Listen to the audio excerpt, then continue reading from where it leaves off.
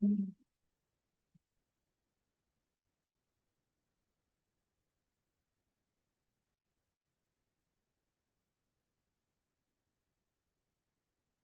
tarda, buenas tardes, welcome.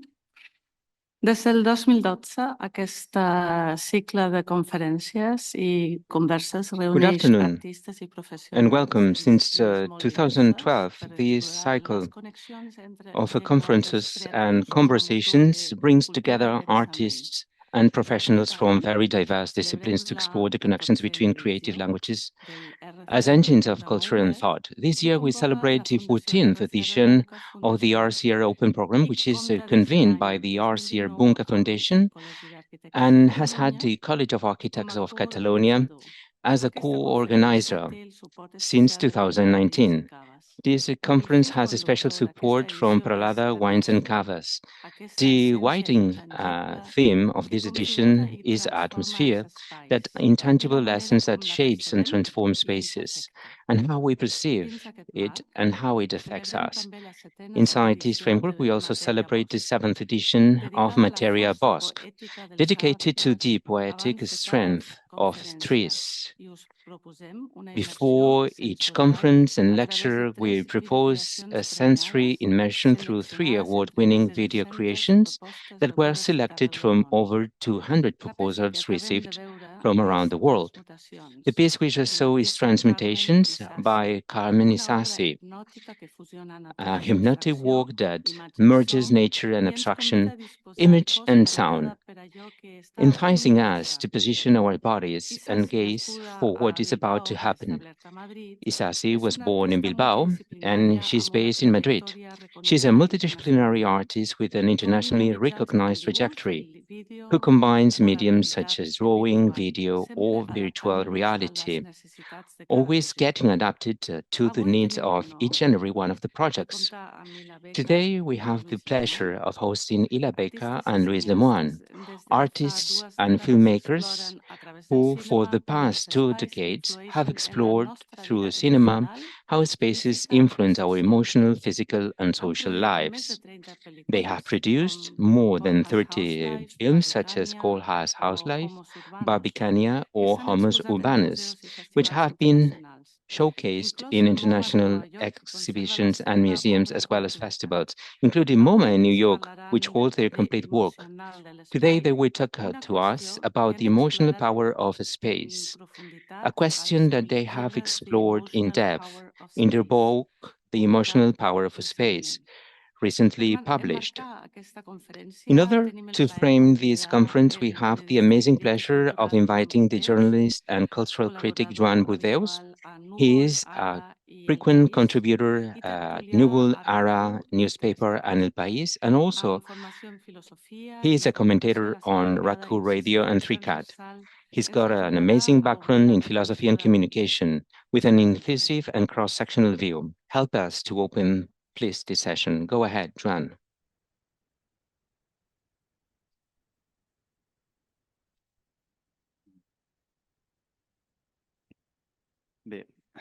Hola. Hello. Hello, good afternoon. What a pleasure to welcome you all. Thank you very much for your attendance. And this conference will open the program introduced by Andrea. My work is not to introduce later on Louis' work, because it will be introduced by them. I just like to give some hints, some personal interpretation to better have the main perspective of the works. Louise Lemoine and Ila Bêka movies were able to reappropriate architecture in these movies. I think that's quite interesting, because despite they began to do it a few years ago, everything that they told us that we had to bear in mind and the communication of architecture should be a little bit more resistant didn't happen. The world has gone towards that place that they say to avoid, and the trends that they detected at the beginning of the century, of course, they are more acute and stronger than ever. In such a way, something that's flagrant to me, and it calls my attention to reproduce this vocal work and the contemporary essence of this work, something that really struck me is how they are able to problematize the relationship between visualization and the space, something that we writers, journalists, we are always interested to talk about. Because when we are talking about the spaces, we talk about visuality. The handbooks that describe the spaces, they are looking for you to seek synonyms and to reproduce the images in the brain of the reader, for the reader to have a very exact correspondence between the text and reality, to be transparent, for the reader to close their eyes and to see like on screen. But this is something static. That's the worst thing that you can do if you write, if you are able to reproduce in space. In reality, the reproduction of a space in the reading, it's to offer a resistance. It's to bring a burden, to bring something material, something that's the opposite of the image, against the metaphor of a book, like a window, like a screen, as we usually say, to text. When the text is able to convey communication in a natural manner, when we see in a space, we interrupt this flow. The time is full with random things, different textures, arbitrarity. That's when the reader is impacted, and we can avoid the text and cannot reduce text only to image and transparency and communication. In such a way, I think that Bêka Lemoine work plays the same role in architecture and the narrative of architecture. Architecture, photography, cinema, the main motivations of their work, they try to show transparent images and this link, right, that will help the architect to produce a masterpiece that we can clearly see through the design of the building. Once they are able to intervene in these spaces and to fill it with dirtiness, noise, housekeeping, people, they are putting into brackets the pre-fixed ideas that we have towards buildings, and they humanize architecture. The word humanizing, it's kind of a perverted word. They put human beings inside architecture. But what do they do? They are able to go beyond human beings. Buildings, as we can see in a magazine of architecture, in a catalog, or through Instagrams, empty buildings available to human beings. In reality, what do? They are very easily absorbed through our subjectivity. It's very easy to absorb buildings through our subjectivity and to feel the continuity through our prejudices and our much more mental function. But they are able to fill the gaps with human beings, aiming at us to think and to go beyond our self and to find a new way to relate with these spaces. I just like to offer some hints. They are able to break the aesthetic attitude towards architecture, seeking a poetic attitude. The aesthetic attitude is the consumer attitude, the spectator. Since Kant, you know that the key of aesthetic is the non-interested attitude. The aesthetic experience is only available for those that is not interested in the object itself. It is an attitude, like a noble attitude, like a window, is seeking, right, the recognition of those that are looking and are staring to architecture. But the architecture that they are playing with comes from poetry. Poetry means poiesis in Greek. Art comes from techne, that means technique. And this productive and interested attitude with everything that we see, it's previous than the old aesthetic, which is a result of the Enlightenment. And people, they didn't see things from a distance. They were able to integrate it and to incorporate. The art in itself has a purpose. The art is not only to be seen. Art is provoking something in us. And they were able to do it. So in this regard, the poetic perspective applied to architecture, this perspective destroys this image and transparency, rendering architecture as a gesture in where human beings, we can't participate, but also poetic and communicative attitude. There is an hypertrophy of communication. We are looking to render buildings, architecture in a transparent text that is able to flow in a very easy way through all the space. In such a way, Poetry will be aesthetic again. We can see the message, we can see a poem like something passive, and we are like a container of beauty, right? Poetry, like Jaume says, an artist, poetry is not only understanding, but it's more half understanding. Matteo Ferludi defines poetry as the process to create a space, as a language, as something material.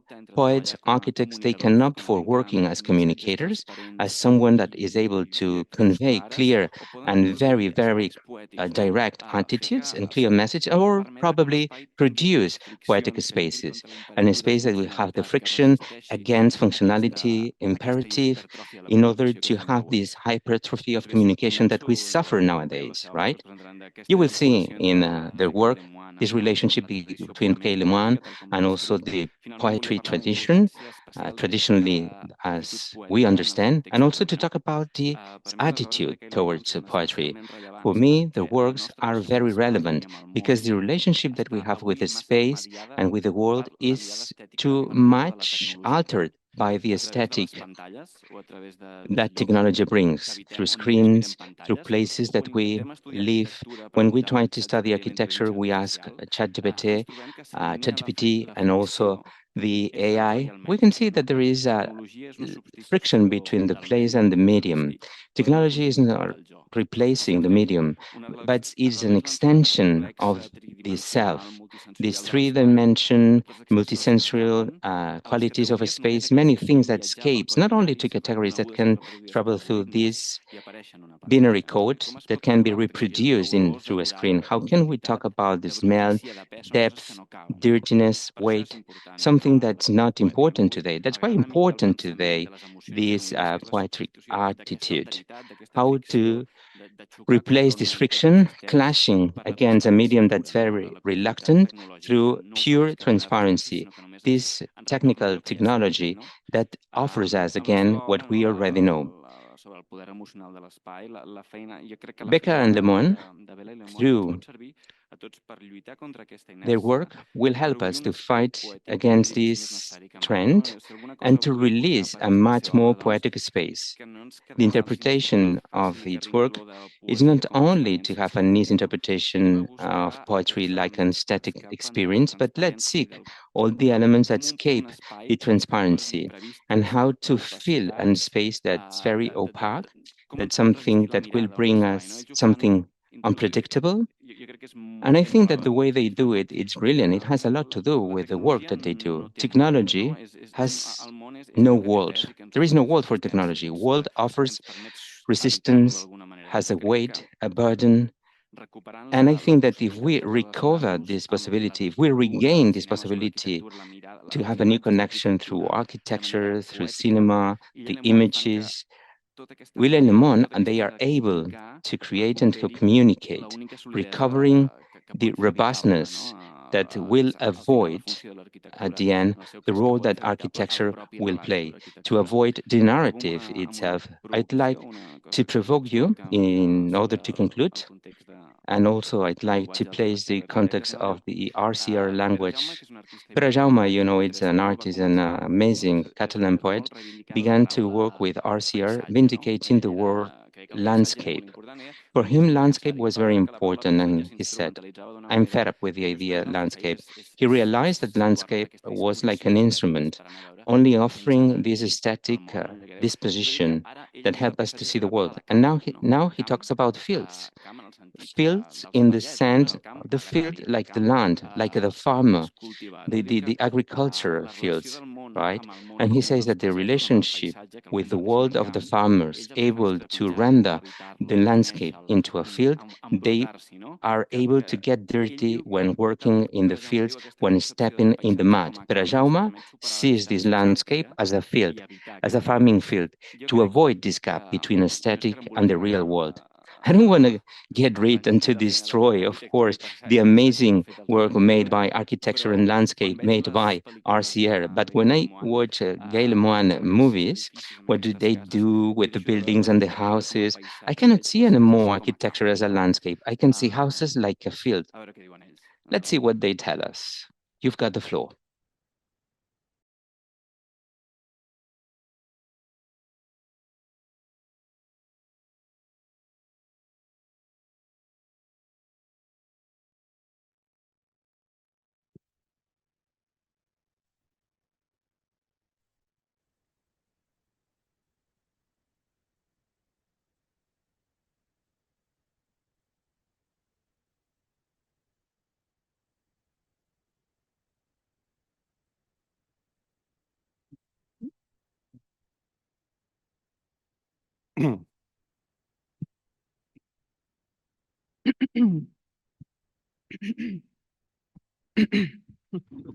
Buenas tardes. Hola.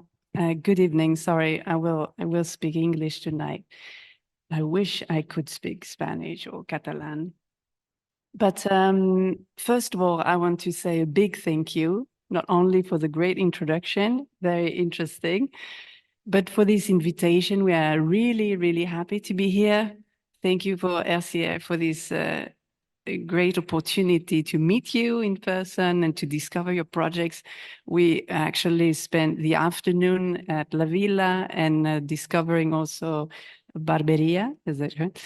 And we are still full of this emotion. It's really, really impressive, very interesting.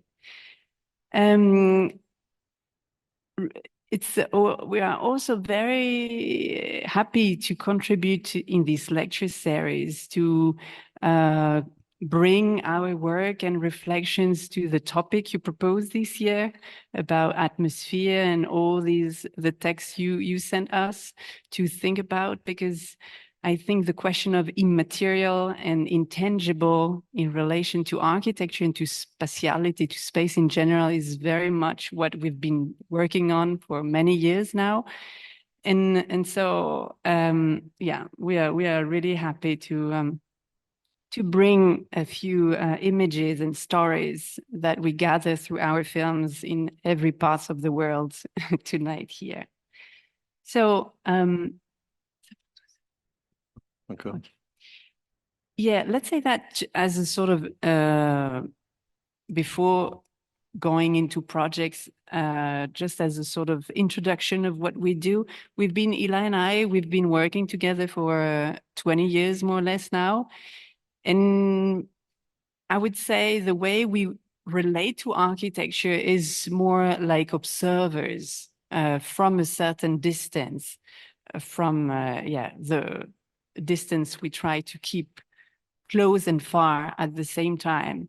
And yeah, like, I think we work a bit as outsiders of architecture by making films mostly, but also books, as we will discuss tonight, and installations and other experiments.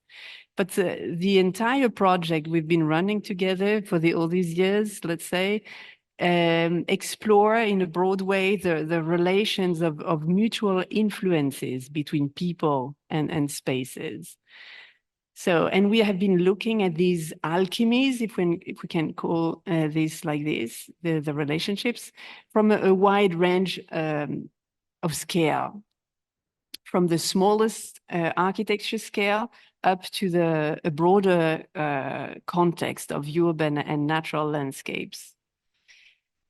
Outsiders is probably a term that fits us rather well, because our approach and methodology has little to do with, let's say, the usual production of images in architecture, being in photography or even in film. Because let's say that architectural representation mostly aim at depicting space in its materiality, in its aesthetic, and of course in the quality of its design solutions. So the image is very much driven by the goal of showing architecture as an object, as a piece of design, right? And I mean, it's perfectly understandable, because that's also what architects really want to see. So, but when we started to work together, we thought that somehow something was missing, something rather important, at least for us. And so we thought that we could collaborate to contribute to broaden a bit the spectrum of what can be represented, shown in architecture, by focusing less on the design itself, but more on the impact of architecture of a people. So this somehow implied operating a kind of big shift of focus, which could also speak to a broader public That's why sometimes we show films not only to architectural crowds, but to like larger crowds of people just interested by questions of our times or society in general. Because obviously space is is a universal question. So that's why many times after screening with architects or with crowds of architects, we hear feedback such as, oh, I really liked the film. I enjoyed it very much. It's full of stories, very funny, etc. But I hardly saw any architecture in it. And that's true. You see the pictures here. Actually, there are less doors and walls and details of space, but more people. You see a lot of people and you hear a lot of stories.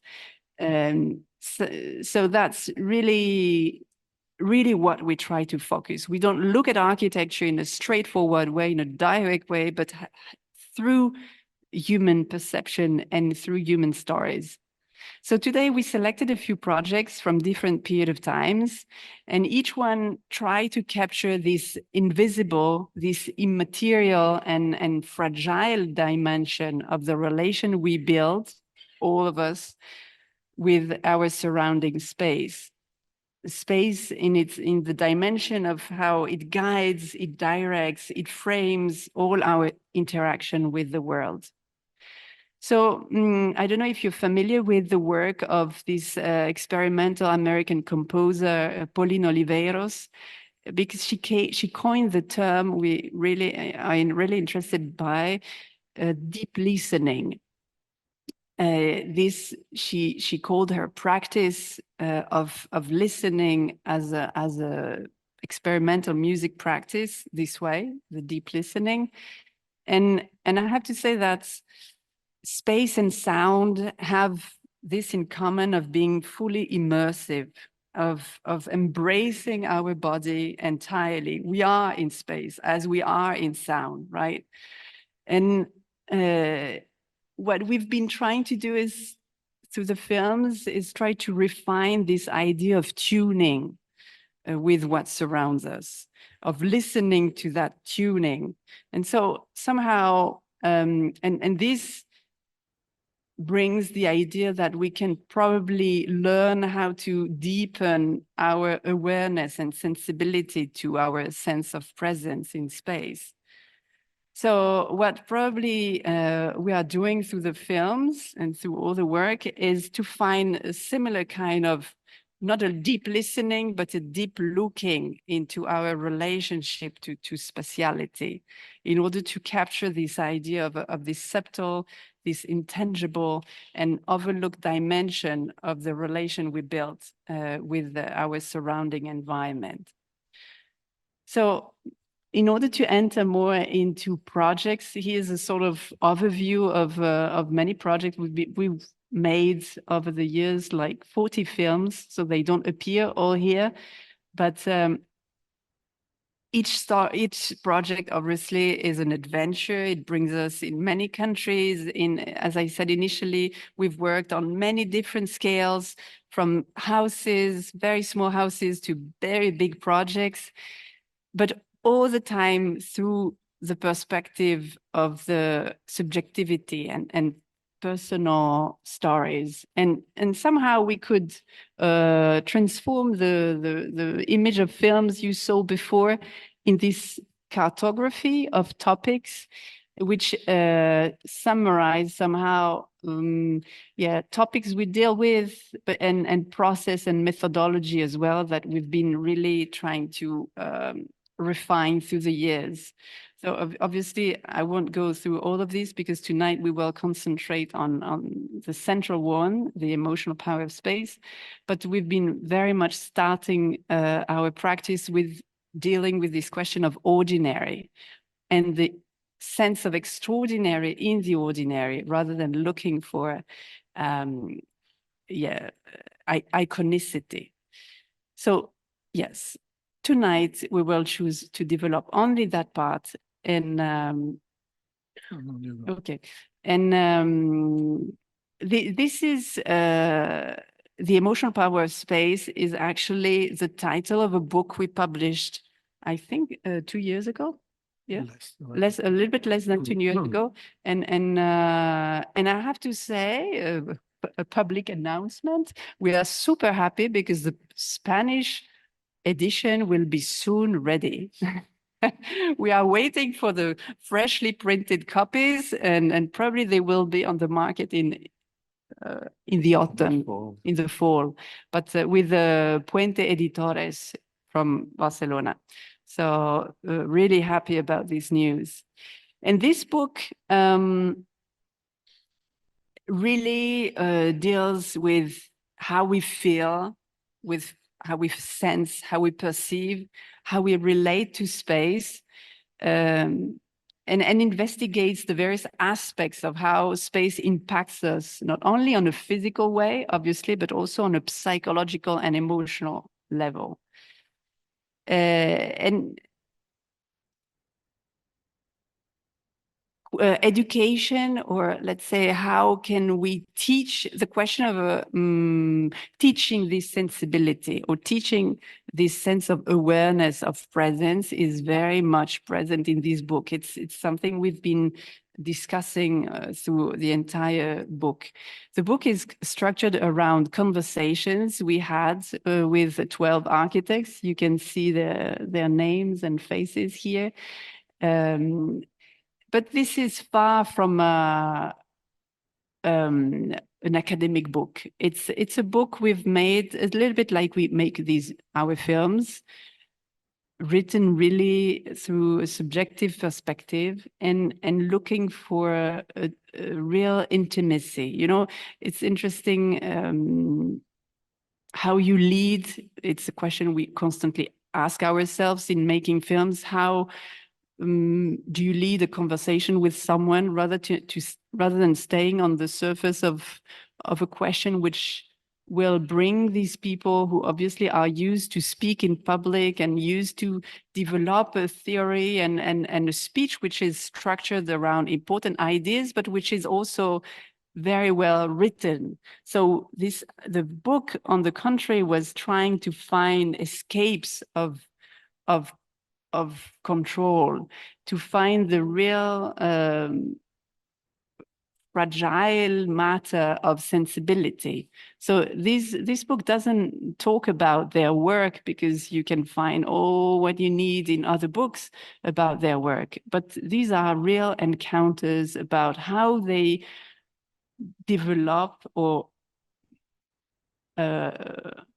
build up their sensitivity towards space, how it resonates, how they grew up with a certain awareness of the space, and then how they engage with these questions in their work afterwards. A subtitle of this book could have been 12 Stories of Sensibility, because it's really a book about intimacy.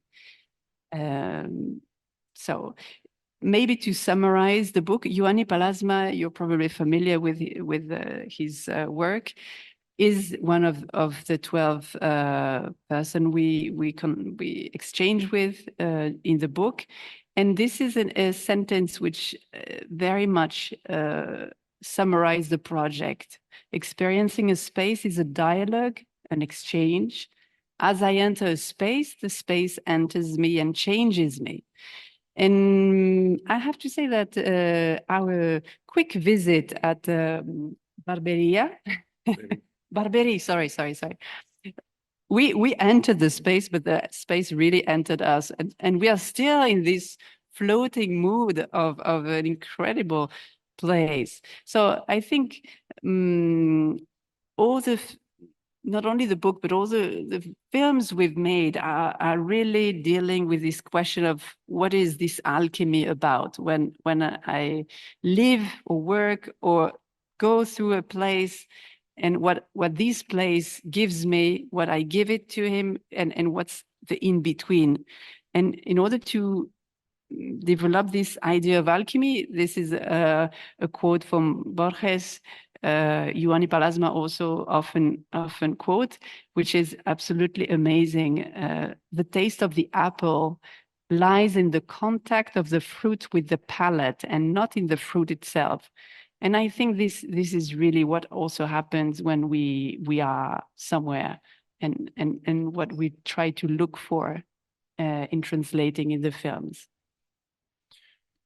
Yes. One of the big questions of this book was, as Louise said, is it's a question we ask to all these architects: is it possible to, I'd say, educated, but is it possible to let them, kids, to be aware of the space? Because the relationship that children have with the space is incredible, because it's very instinctive. They don't know what is a space, but they know very well how to deal with the space. All of us have been kids, and so we know what it was to play in a space, play with other children, and play means that you can go up on the architecture, or working or playing on the ground, something that we have lost now. So what the big question was, is it possible to educate or to aware a kid about the space? Many of them, they say, no, it's not possible. You just have to let them alone and play, and they will understand instinctively. And we say, yes, it's true. We agree with that. But we try one day, we talking about space and kids. We said with Louise, we said, maybe we can do some experiment with the kids to understand if we can just let them think about space. And so we had our first daughter. She was 5 years old, as the little girl you see in the drawings. She's our daughter. She's 5 years old, and this is the bedroom, her bedroom. This is the bedroom how we went in this house. We arrived in this house, and the bed and the furniture were like this. So she started sleeping in that place. So she didn't choose. She didn't choose where to put the bed and where to sleep. She just stayed like this. And one day we decided with Louise, we said, let's do an experiment with her, and asking her to change the place of the bed. Let's say. So let's make a game. During 1 week, every day you change the furniture and the bed of your bedroom, and you sleep in another place of the bedroom. Just the bedroom is the one of the first space we experience in our life. But obviously there's other in the belly of your mother is the first one, but the bedroom is very intimate, very important space for a kid. And so we started and say, okay, first day, put the bed where you want. So we helped her to change the place. This is story we also told this story in the book. For us, it was very, very important to understand. And so she decided to put, for the first day, she decided to put the bed in front of the window. And we say, look, this is fantastic, because before you were just watching the door, the only door. And now you're watching the window, so you can watch the light and what is outside the window. So she was very, very happy and say, okay, let's move again for tomorrow. Let's choose another position. So she put another position, the bed, and also all the furniture. So she started living for 1 day in this position, and she did also many other positions. Many of them are related to the window that became so important, as it was an element that wasn't so important before, but now everything was related to the window. How can I watch outside the window from this position or the other position? Even from this position, I can watch the sky. So I wake up in the morning, I watch the sky. That's why it was so beautiful. But at the moment we say, go further, decide to put not related to a reason or related to something rational, but do it completely as you want. So she decided to do something very interesting, to create a kind of, to use the furniture to create a kind of castle and put it, this is typical for kids. And they create a kind of space to protect themselves. And they say, look, to hide, and to be protected, to feel protected. And so we said, you decided to put it like this because you want to be protected. But what about if you do something in the opposite way? And she say, yeah, okay, let's do it. Let's do completely different. Let's do it this. And so it was really a kind of looking for the place, the space. So it changes completely the space. At the end of the week, we said, okay, now you have chosen many positions. You have understood that you can change the furniture. You can change. It's up to you to change the position of the bed. That is fundamental for your bedroom. So now you can choose finally the place where you want to keep your bed at the end, and you will leave your bedroom like this. So she thought about it. At the end, she decided to put the bed here, as it was before at the beginning. So we were very surprised to say, but this was the same position in the beginning. So why you chose to have the bed here? And something very important for us happened in that moment, and that's why we are very interested in this kind of question. Because she answered, she was really 5 years old. So she said, I want my bed here because from then I can watch the door, and the door is the place where you are coming from. So I can see you arriving in the bedroom. And this was a kind of an emotional relation to space, because the space was read by the emotion of having your parents arriving into the room, into the bedroom. And so after that, she decided also how to put all the furniture, and she decided to keep the bed there, but she changed the other places of the furniture to keep this idea of protection. Exposure and protection, that's something that in the book is developed by Jacques Herzog also, that we can, sometimes we look for exposure, and sometimes we look for protection. So we decide where to position our body related of these two feelings. If for us was very interesting this, and we said, wow, fantastic, Maddalena, now you know how to fill the space on your bedroom. You can do it even elsewhere. And she started also to change everything in the house, and she started to change the kitchen, started to change the living room. So it was completely a special revolution in the house. 8 years after, we had his brother arrived. So Maddalena, our daughter, was at the age of our son. Now he was 5 years old, so we tried to do the same with him. But something else happened, very interesting too.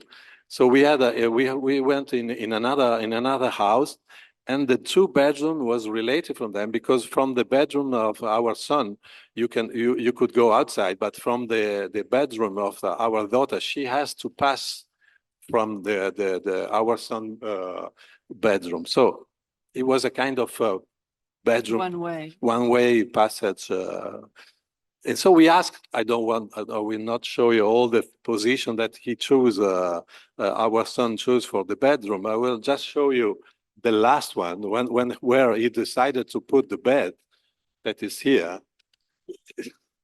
And that was very interesting, because this kind of emotion, it was an emotion related to his daughter. It was to block his daughter, his sister, is using the bed, using the space, and using the architecture to block someone else, to say, no, you don't pass by here. This is my space. And this is another kind of relation, emotional relation to space. So this is something that we are always facing, to try to understand ourselves, and also to talk to the students we have in the lecture we do. What is a relationship with the space? That's very complicated, because we don't know what the space is. We don't know very well. It's very complicated to give a definition of space. And even more is very complicated to give a definition of a relationship to a space. A relation to a space is something that we know very well, but we never think about it. And it's something that could be very positive, say creating very beautiful space, and then you enter in the space and you say, wow, it's so beautiful. I feel very good here. We never pay attention of this, but we know what is it. When you enter a beautiful space, a good space, you feel good.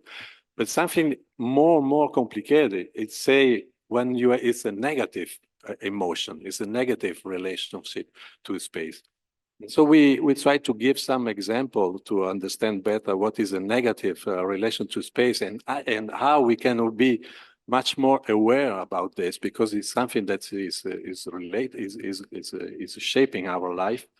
There are many places, but one we talk very much about this, because even for coming here we took a plane, so we went to the airport, and the airport it's a very complicated space. For example, when you go in an airport, to go to take your plane, it's a kind of spatial nightmare. But we accept it. We accepted this a spatial nightmare because to get a plane, you have to go inside the duty free. When you arrive, you're not a person. You're not an individual. You are just a wallet. You're a wallet, and they do what they want about you spatially. It's like our son that decided to block, and they don't block, but they say they dictate. It's a kind of commercial dictatorship. So you want to go to get your flight, your plane. You have to watch all the things I have to sell to you. So it's you started to do these kinds of parkour in the middle of all these things in the duty free, and after that you arrive, you wait with many people, and now when you take a kind of every plane, but when you take with low cost planes, they put you, the plane is not yet arrived in the airport, but they check in, and they put it in a very little room. And so 200 people in a very little room, all of us completely compressed like this. We went. It was today. So, and we wait for the plane arriving at the airport. And when the plane arrived, you have to run because the plane doesn't wait for you. So you have to run. And every time I took a lot of pictures of all of us, all these people we are inside of the people waiting like this for the plane, like this. And there's never no one, even me, not me, never, no one say, what are we doing here? Why is not accept? I cannot accept to be treated like I don't know, like how we treat animals, no? It's horrible. So, and no one says, and this is just to go in a plane where you don't have even 20 centimeters to put your legs, and you stay for 2 hours, 3 hours, 4 hours, even 12 hours like this without saying anything. This why we accept this, because it's normal. It's normal. So someone told us that it's normal to be like this. This is normal. So there's not a possibility to a spatial revolution. There's maybe a possibility, I don't know. But the first step maybe to this kind of revolution is to be aware that we can decide for ourselves what kind of space we have to live on. And also to go in another example, but I don't want to be too long, in the hospital, for example, we accept that our hospital are very terrible places for space. It's awful. It's awful. And for that we decided one day, that when we had a possibility to work on a hospital, we work on a hospital that in Switzerland. It's not my fault. It's in Switzerland. They have a little bit more money than in the other places, and it's a hospital that at the beginning the question was how we create an hospital that is not only a place to cure people, to give a kind of treatment to people, but a place that could be also itself a place that is curing the people. It's a kind of the process of the healing the people. So we had the possibility to work in this hospital that was and is It's a very interesting hospital that is made by Herzog de Meuron in Basel, in Switzerland, and it's that is called Rehab. And we spent 2 weeks there to try to understand why this hospital, why if you put some, you think about a space, you can create a space that is really, you can feel that is not in a horrible place. Normally, when you go in a hospital, even if you're not so sick, you go out of the hospital, you're sicker than when you arrive. And this hospital is important to understand. So we decided to make a film because we wanted to show an example of a good place, a good hospital, a hospital that the architect have understood that the patient is important. It's not the cure. It's not how to heal the patient, but this patient, the psychology of the patient is very important. And so the nature, put in the nature, the lights also in this hospital, for example, every room have a big window, a oblong, a big window on the ceiling. So when you are on your bed, you can watch the sky and you watch the clouds passing by, and many things like this. So now I think it's time to start to watch something. Otherwise, we talk too lot. And this is a little extract of this film.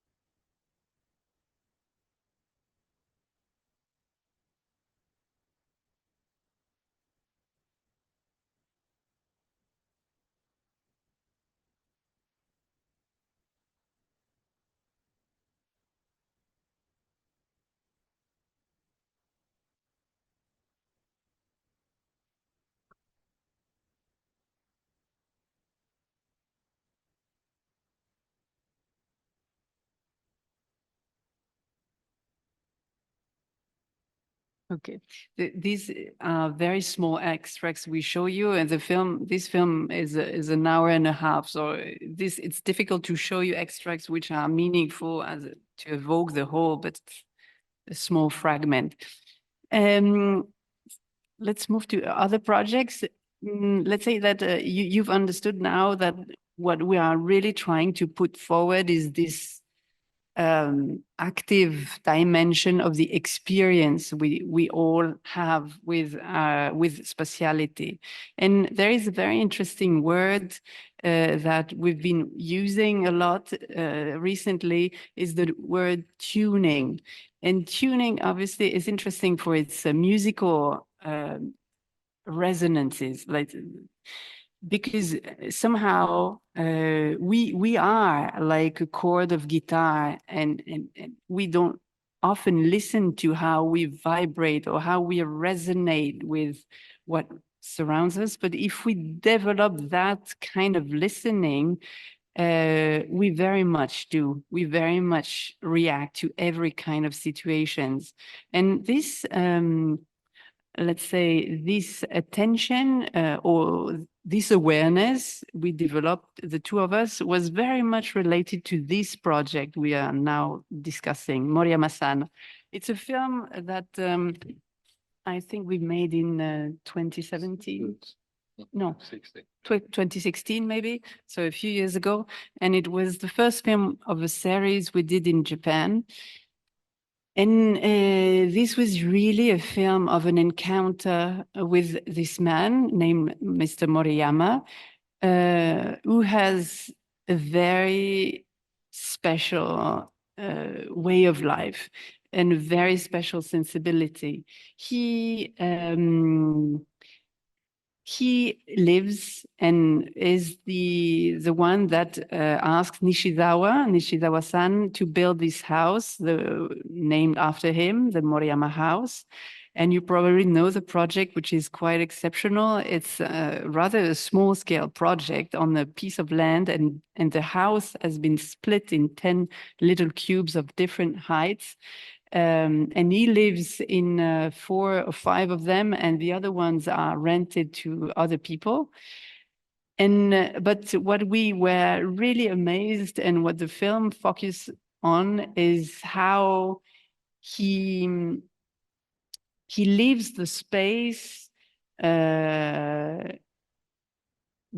like almost, I don't know if it's an English word, to déguster, really to appreciate and to sense every single quality of the space. So he really tries to adapt what he does, being reading, being listening to music, being, I don't know, whatever acts and gestures of the daily life in relation to the specific qualities of light, of sound, of humidity, of shade, of any kind of quality, depending on of this house. So we'll show you a small extracts.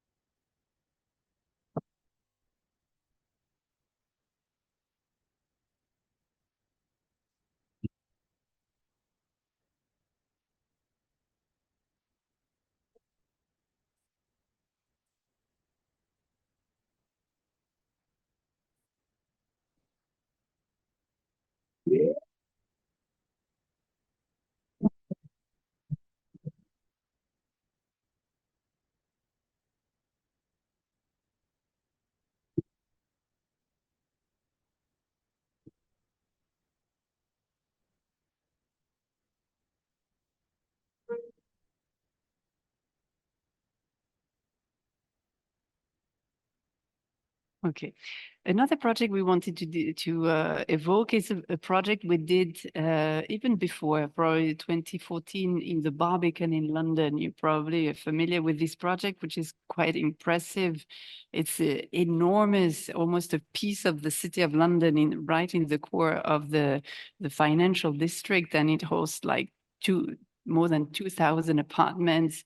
It's one of the greatest example of the brutalist architecture built on a bombed area after the Second World War. And so you have a view here. And for the Barbican Art Gallery asked us for an important anniversary to work on this, on the estate, on the project as a whole. And so we started to live there. We lived there and made a film out of all the encounters of people we could meet. And there is a woman we were really touched by. She's named Odette, and you'll hear her story.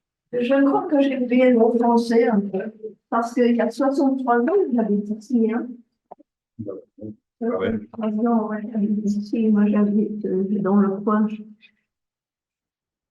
Yes, I'm in the corner. I'm not in the carpeted place, you see. Well, I mean, must put all the lights on for you and then fall down. Now I put the first light on, hold the door, and the second light on. There we are. That's my abode, my miserable abode. Et ça devient de pire en pire chaque année. Il y a 2 ou 3 ans, c'était encore possible, mais maintenant, ça devient totalement impossible. You see, all you see here is the dust of 44 years, you see. 44 years old in here. It hasn't been redecorated. Well, it's been washed occasionally, you know, but it hasn't really been redecorated. Ah, oh, mais il y a longtemps de ça. Ouh là là, oui, c'était... Vous étiez, il y a 20 ans de ça. vous étiez actrice? Oh, no, not at all. No, no. I just was a housewife. I was the wife of a very difficult husband. My husband was worse than Randolph Churchill. I don't know if you heard about Randolph Churchill. You know, he was impossible. But my husband was more impossible than Randolph Churchill. So I had to live 32 years with an impossible man, but still I got very attached to him and I missed him terribly after he died. And I never found any, you know, anything of that sort to deal with since. Oh, son Dieu était la voiture. Il était pilote de chasse, mais il ne voulait pas être pilote de chasse. Il voulait faire la course Formule numéro 1. Il adorait les voitures. Alors, pendant 32 ans, nous avons eu 32 voitures parce qu'il changeait de voiture chaque année. Et il leur donnait des noms charmants comme Isabelle, comme Tixi, comme Montée, etc. Et c'était ses objets favoris, n'est-ce pas, la voiture. Moi, je venais après la voiture, n'est-ce pas? Je comptais pas, moi. Il fallait pas que je touche sa voiture, il m'interdisait. Il me disait que si je voulais conduire, il fallait que j'achète ma propre voiture. Oh, he said women were so incompetent, you know. Women are stupid and incompetent creatures. And he kept on saying to me, I was indestructible and he must kill me. He hates me, he must kill me because I'm indestructible. Instead of saying, I love you, he said, I hate you. I said, you understand, it wasn't always easy. It was sort of upside down, lopsided life. We used to go to Scotland back in one day, you know, sort of thing. Unbelievable, you know, sort of strange existence.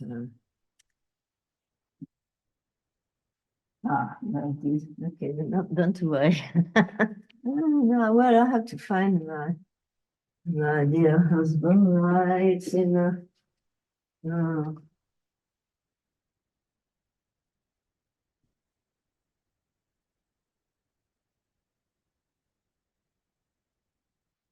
Bon, oui, je vis avec les papiers parce que je suis très seule. Because I'm so lonely. papers are my friends, you see. I haven't got any. Ah, gosh, well, So I'm always terribly busy. Keep busy. That's the solution when you grow old. You must keep busy. Otherwise, you turn senile. You know. La pollution. Et alors, quand je ne peux pas sortir, quand je ne peux pas faire les choses que j'ai envie de faire, je suis très misérable. Alors je me disais, si ça continue comme ça, si je suis malade, si je suis éclopée, je préfère disparaître. C'est-à-dire? Be no more. I mean, if you can't live your standard of life that you're setting yourself to, there's no point in continue on living, is there? I have no inheritance, I have no children, nobody, no close people, so what's the point? Soudain, je vois pas de solution pour rien. Je trouve que la situation est désespérée, il n'y a pas d'espoir, il y a pas de futur, il n'y a rien. Alors je me dis, qu'est-ce que je fais ici? C'est inutile, hein.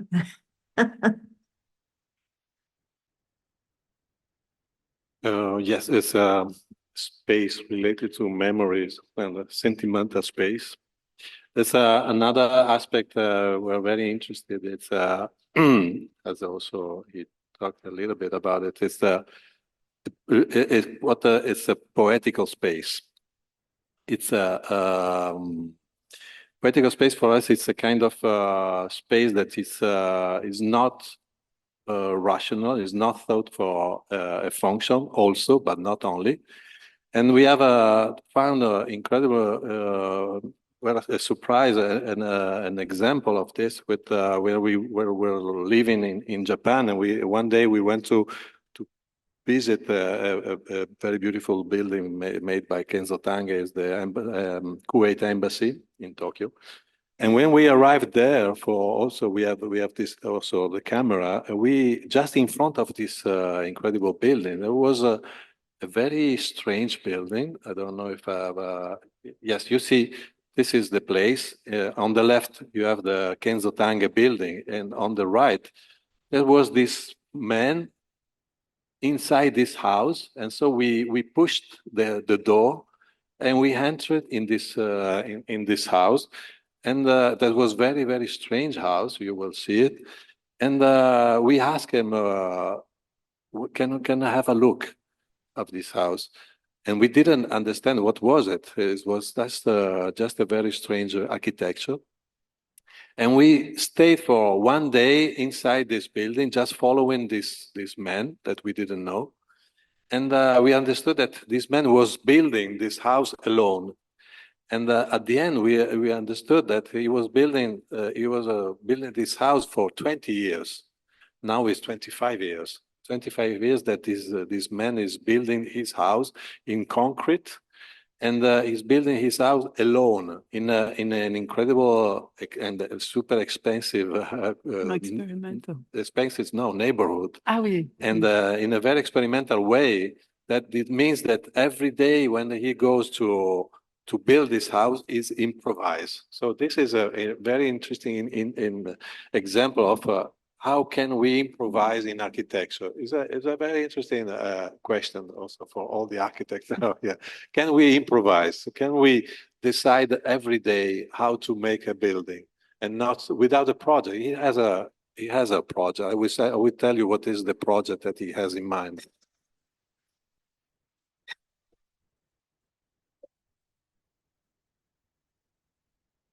This is the neighborhood where all these people work. This is the trailer of the film. Also, the film is very long.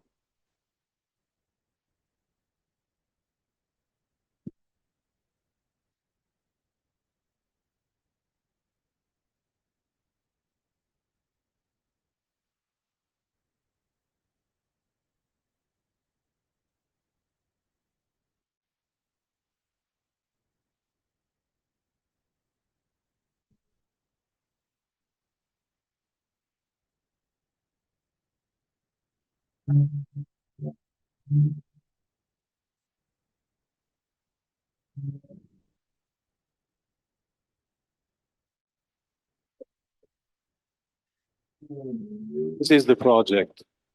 This is how it's everything.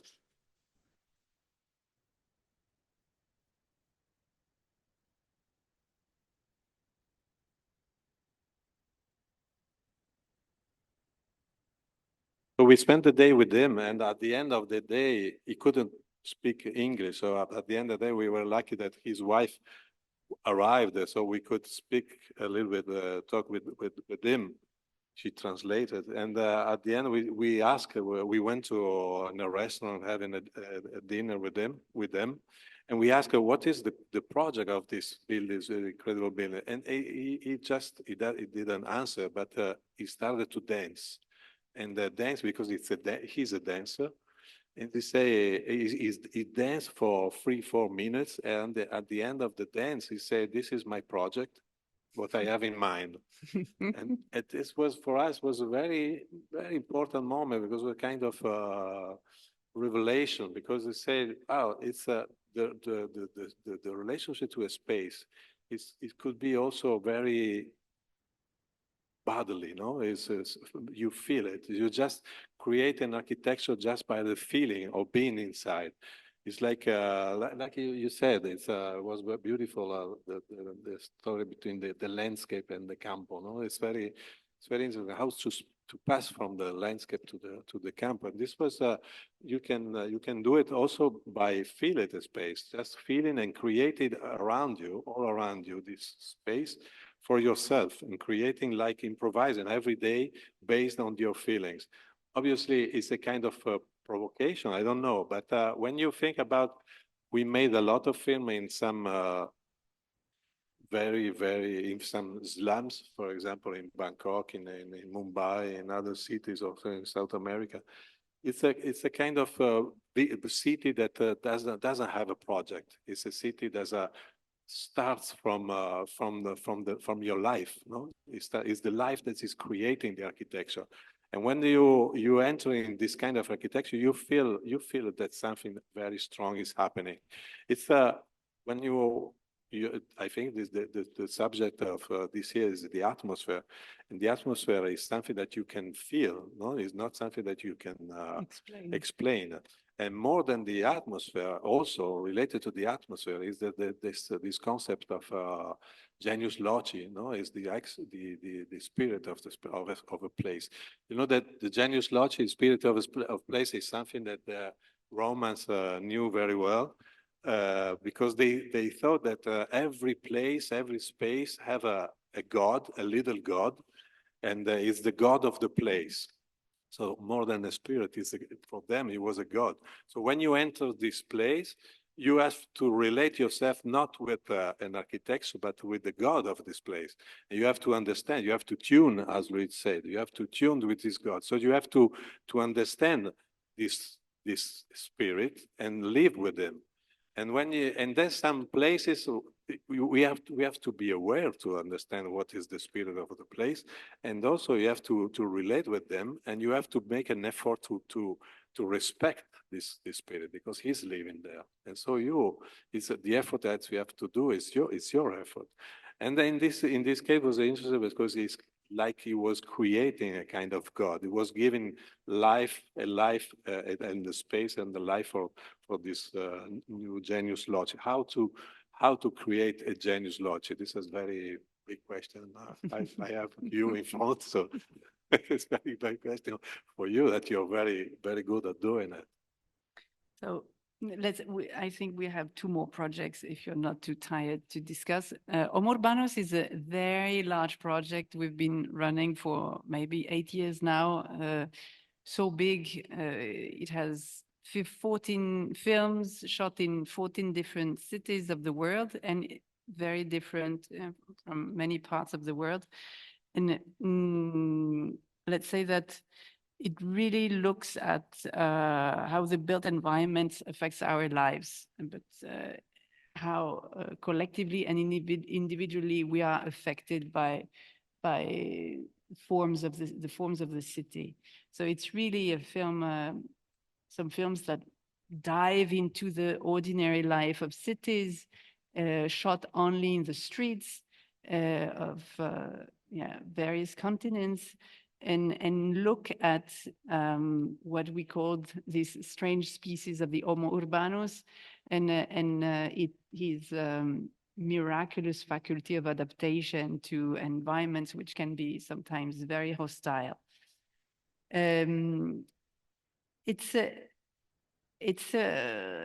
We show it more as an exhibition.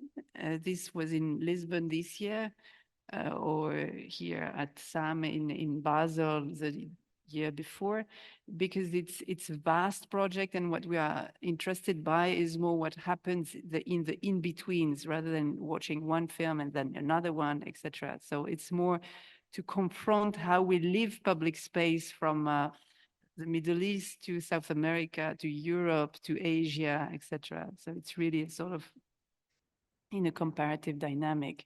But what we wanted to discuss tonight is more part of this project we made this specifically for the Lisbon exhibition is a special edit we entitled Spatial Disobedience, about children in the streets, children and space. And as you understand, childhood is a topic we are really interested by, and this film really looks at how they appropriate in a purely instinctive and bodily way the space of the streets. So let's have a look.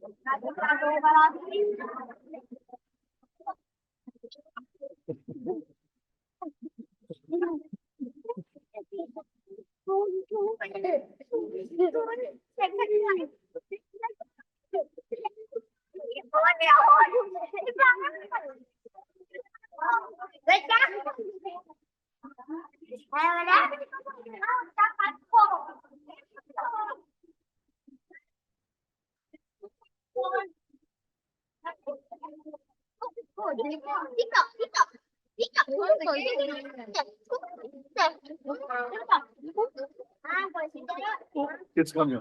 It's coming up.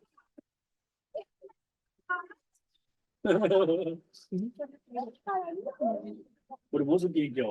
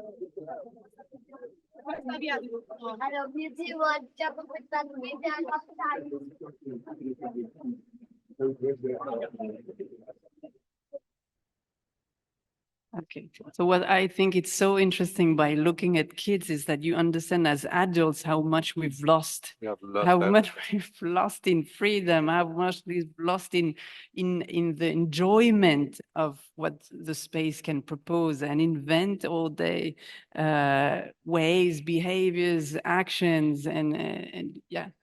So very quick, just a few words about a very recent project. It's the end, I tell you, last project. Transmutation is, and am I right if the film you showed before was called Transmutation? So funny, it's the title of the year. So it's a project that we've made for a big exhibition this winter with Rotor. You're probably familiar with Rotor, this Belgium collective based in Brussels, very much active in the question of reuse of materials and observing the flows of materials and making architecture through this dynamic of economic circular economy and reuse of materials. So we've made for with them a big exhibition this winter, and there were several films, 9 films made on the topic of the transformation of matter in industrial sites in the Northern Europe, so like mostly Germany, Belgium, France, and Holland.